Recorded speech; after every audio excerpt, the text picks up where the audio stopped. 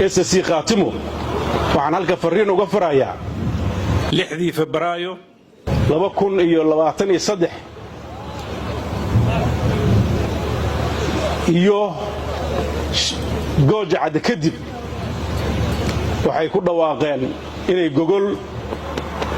dadkii dagaalkaas ka wada qayb galay u dhigayaan danihiisana ka tashanayaan halkaasi ma dhicin ku dhaliili mayno waa khalad dhacay laba mid baa laga rabaa hadalkoodii ahaa waa wada tashanaynaa